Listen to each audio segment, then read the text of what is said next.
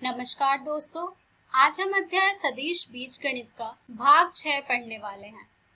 हमने हमारी पिछली वीडियो में पढ़ा था दो सदिशों का अदिश गुणनफल। आइए देखते हैं कि आज के इस वीडियो में हम क्या पढ़ेंगे। तो दोस्तों, आज के इस वीडियो में हम पढ़ेंगे दो सदिशों का सदिश गुणनफल। तो चलिए आगे बढ़ते हैं और शुरू करते हैं हम हमारा आज का भाग। तो चलिए दोस्तों, जानते हैं अब हम कि किस प्रकार से हम दो सदिशों का सदिश गुणनफल ज्ञात करते हैं। तो दोस्तों, दो शून्येतर सदिशों a तथा b का सदिश गुणनफल अर्थात क्रॉस प्रोडक्ट हम सदिश a क्रॉस सदिश b द्वारा निर्दिष्ट करते हैं और इसे सदिश a क्रॉस सदिश b बराबर मॉड सदिश a मॉड सदिश b sine theta n cap के रूप में परिभाषित करते हैं। तो दोस्तों, अभी तक आपने पढ़ा था वेक्टर के डॉट प्रोडक्ट के बारे में अर्थात अदिश गुणनफल के बारे में। अब हम जानेंगे वेक्टर के क्रॉस प्रोडक्ट के बारे में अर्थात सदिश गुणनफल के बारे में। तो यहाँ पर आपने जो सबसे पहला डिफरेंस देखा है वो है कि दो वेक्टर के जो साइन है अर्थात जो प्रोडक्ट हम यहाँ पर ज्ञात कर रहे हैं उनके जो सिंबल हैं वो चेंज हो रहे हैं। अभी तक हमने डॉट प्रोडक्ट फाइंड किया था, अब हम उनका क्रॉस प्रोडक्ट फाइंड करेंगे।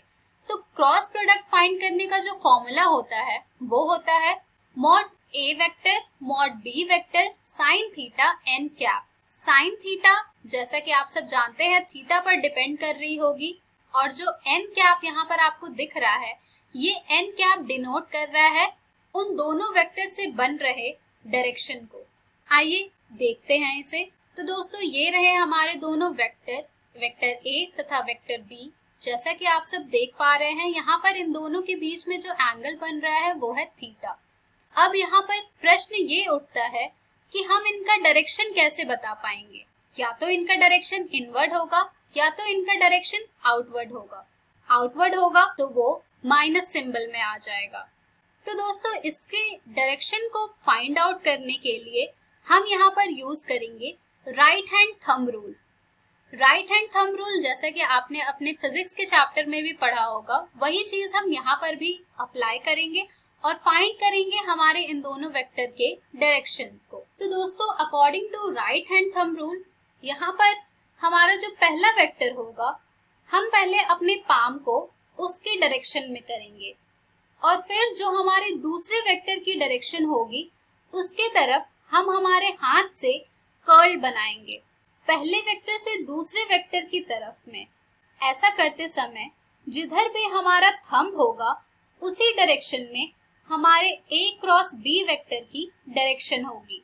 यानी कि सबसे पहले आप जो हमारा पहला वेक्टर होगा उसकी तरफ अपना पाम करेंगे, फिर जो हमारा दूसरा वेक्टर होगा उसके डायरेक्शन में आप कर्ल बनाएंगे।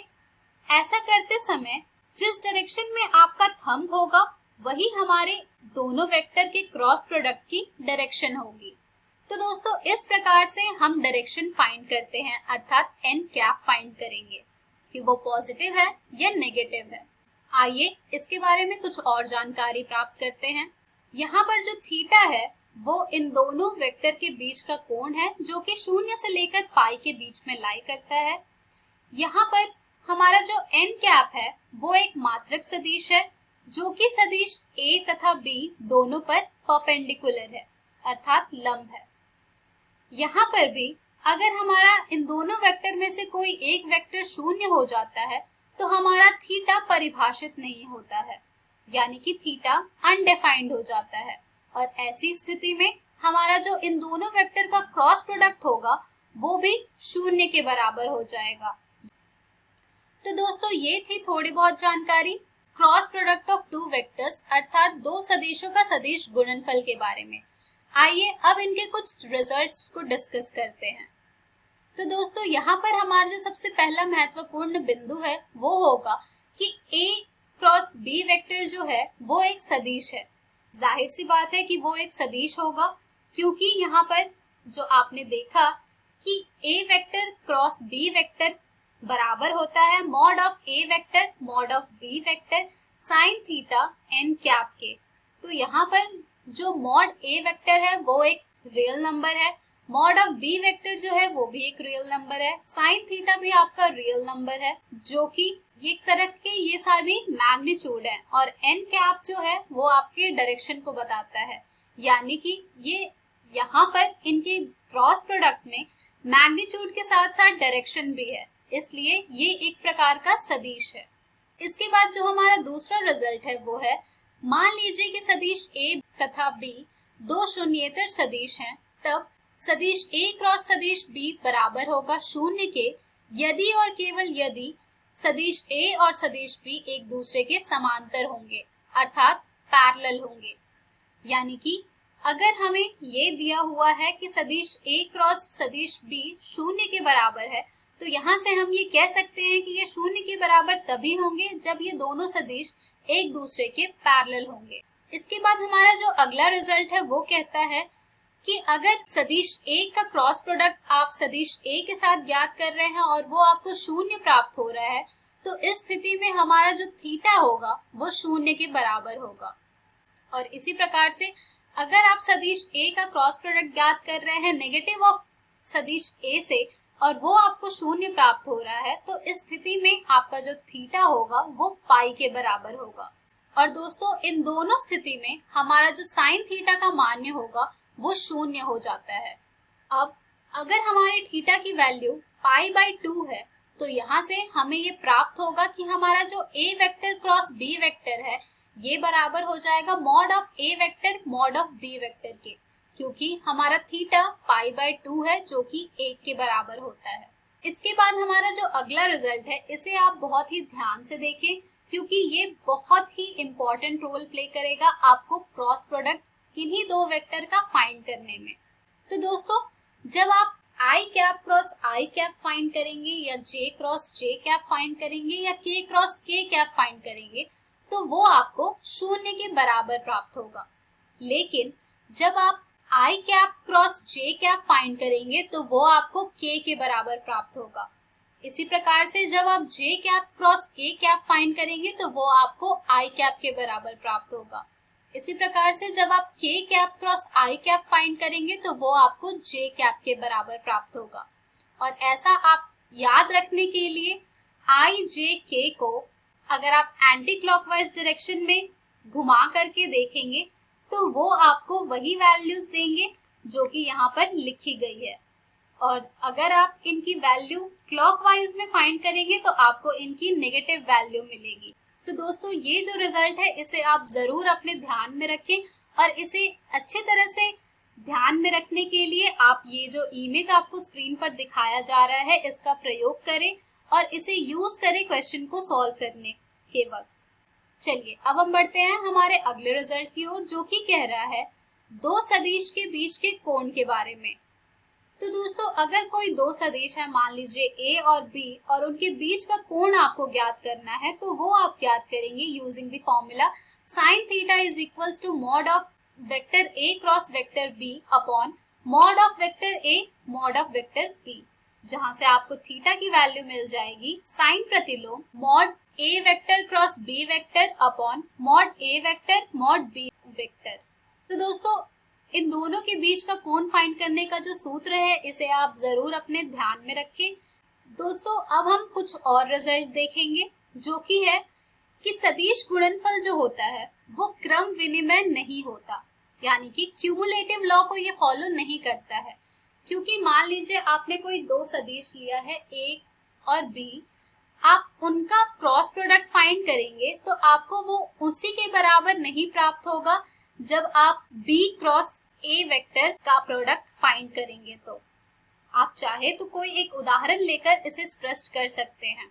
इसके बाद जो हमारा अगला रिजल्ट है वो है कि आपको जे कैप क्रॉस आई कैप प्राप्त होगा माइनस के कैप।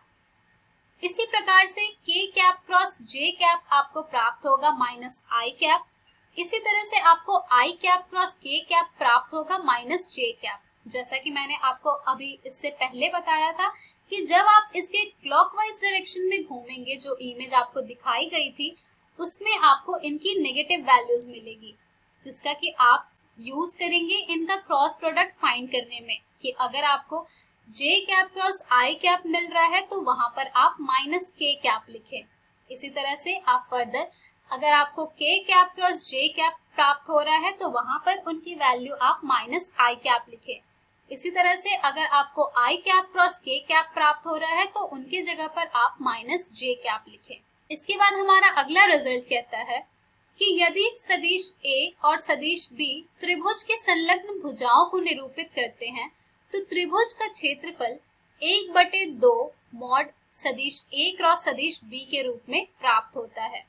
यानी कि अगर आपको दो सदिश त्रिभुज के संलग्न भुजाओं के रूप में निरूपित करते हुए प्राप्त हो रहे हैं तो आप उससे त्रिभुज का क्षेत्रफल भी ज्ञात कर सकते हैं बड़े ही आसानी से using the formula 1/2 mod vector A cross vector B से। इसी तरह से अगर आपको एक पैरेललोग्राम दिया हुआ होता है तो उसका भी आप क्षेत्रफल इसी फॉर्मूला का डबल करके फाइंड कर सकते हैं, जो कि आपको प्राप्त होगा mod A vector cross mod B vector, जो कि यहाँ पर लिखा हुआ है। तो दोस्तों ये थी कुछ बेसिक जानकारी दो सदिशों का सदिश गुणनफल के बारे में।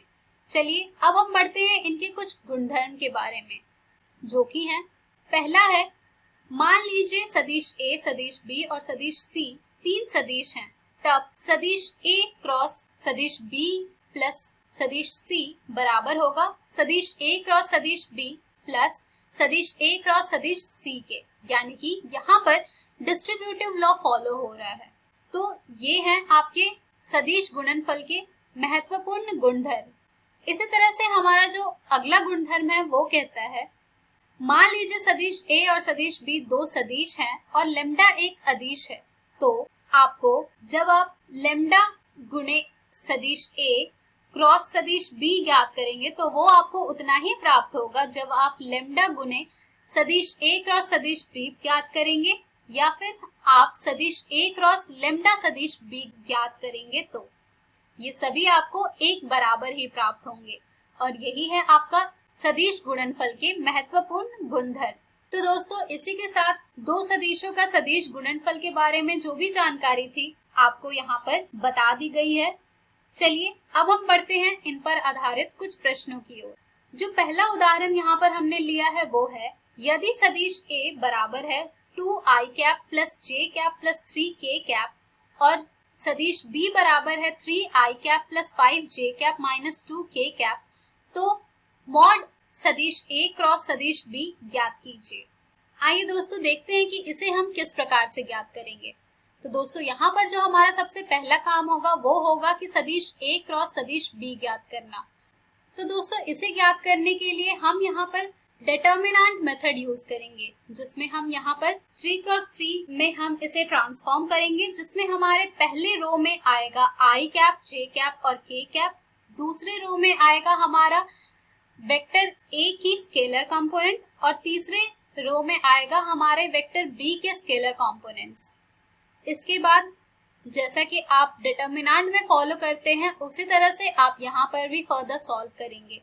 तो आपको जब आप इसका क्रॉस प्रोडक्ट फाइंड करेंगे तो आपको ये प्राप्त होगा -2 multiplied by 1 minus 5 multiplied by 3 I cap minus -2 multiplied by 2 minus 3 multiplied by 3 J cap plus 2 multiplied by 5 minus 3 multiplied by 1 के कैप।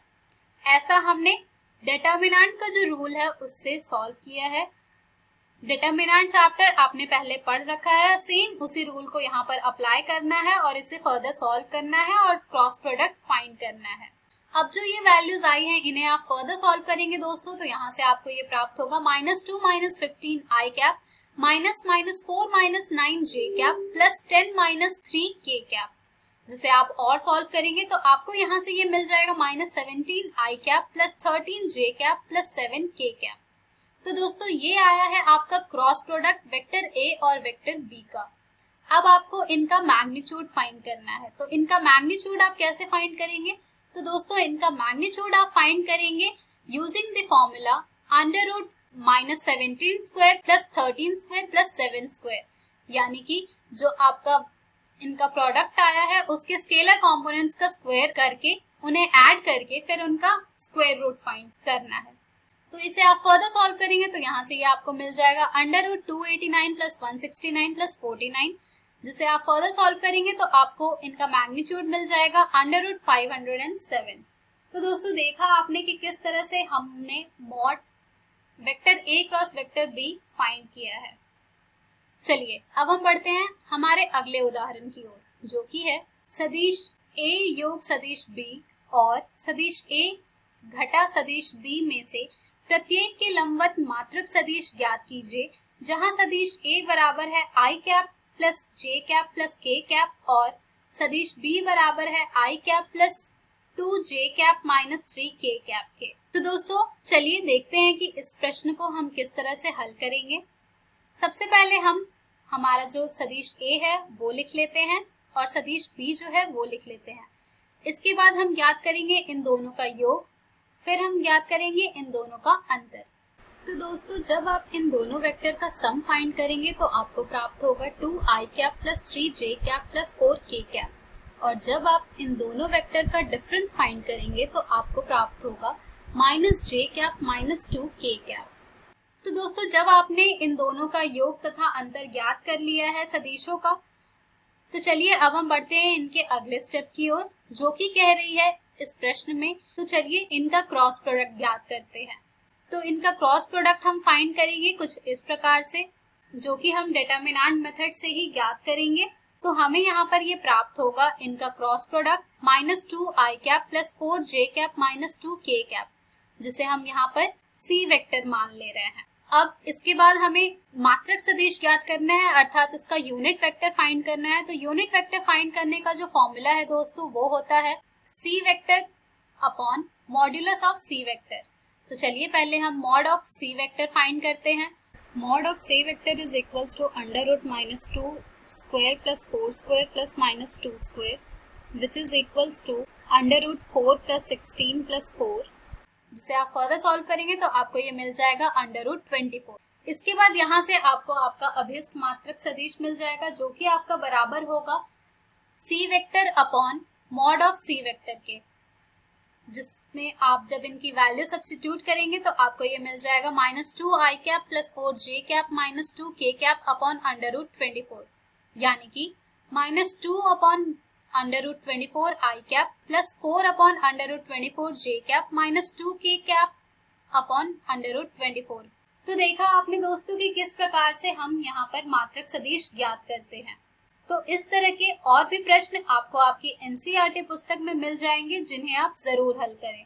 तो दोस्तों आज के इस वीडियो में हमने सीखा दो सदिशों का सदिश गुणनफल। हम हमारी अगली वीडियो में जानेंगे प्रैक्टिस क्वेश्चंस। धन्यवाद।